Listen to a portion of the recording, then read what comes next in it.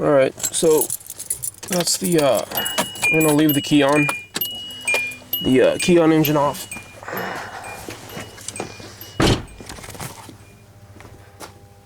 Yeah, you recognize the vehicle. When I did the timing belt, I damaged the crankshaft position sensor. Yes, me. Nobody else. Me. And because I had the pulley to the right, and then it rubbed on the plate, and then the plate damaged the sensor. The sensor was going out anyways, I believe, because they tend to go out on this. I just want to show you real quick a quick way to check the sensor. It's a 3-wire sensor, so you know it's going to be a square wave. I'm not going to bust out with my scope. I really don't need to do that. I already know I hit the fucking sensor. I broke it. But you got the 3 wires. There's the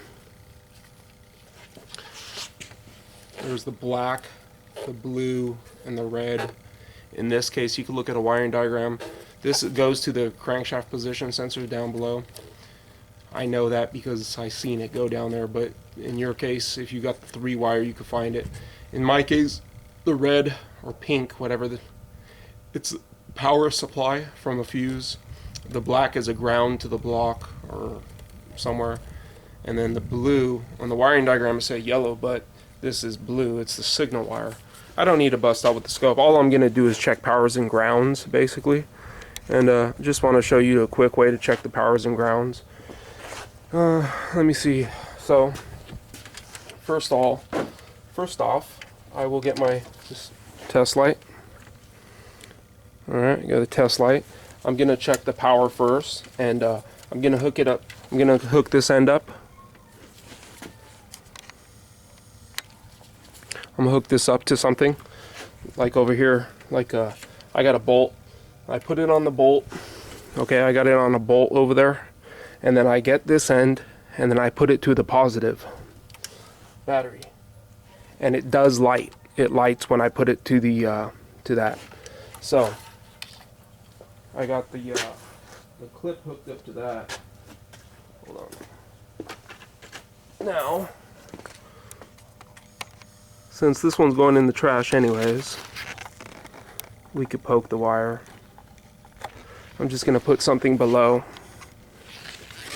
And what I'm doing is the key on, remember the key on, engine off.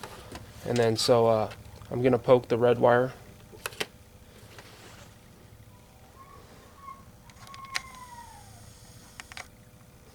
Okay, it's lit. That means that's a good power feed for this sensor, right? Now, what I'm gonna do is hook up this end to the positive battery cable.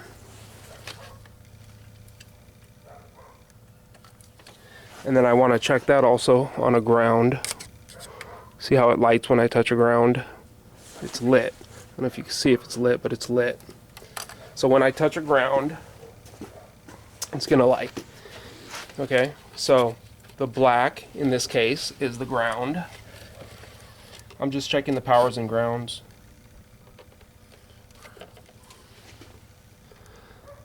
Can you see that it's lit? Right? It's lit. Okay? So, we're good there. Now, what I'm going to do, I already know it's the crankshaft position sensor, but you just want to be 100% sure. I got the new sensor right here.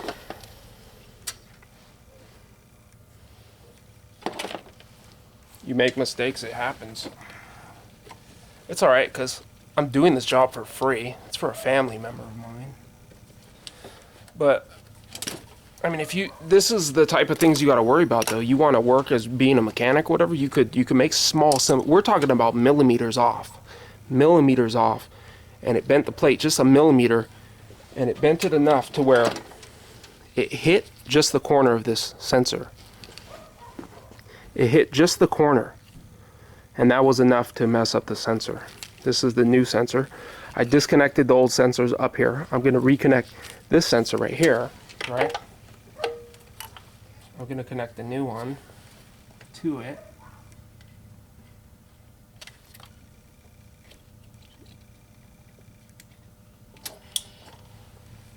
click on. Now, I don't know if you could hear, but what I did was the engine had problems starting after I did the timing belt and everything. And at first, the first thing coming to my mind is, oh, did I get the timing right? Wrong. No, that was not correct. I did get the timing right. I hooked up a compression gauge and everything. Everything was fine. Everything looked fine. And obviously it says crankshaft position sensor on the check engine light. But I don't know if you could listen. You get a piece of metal. You hear things turning on and off? That's good. So we'll do the same thing with the old one. See how it works with the old one. It's not going to do it the same way.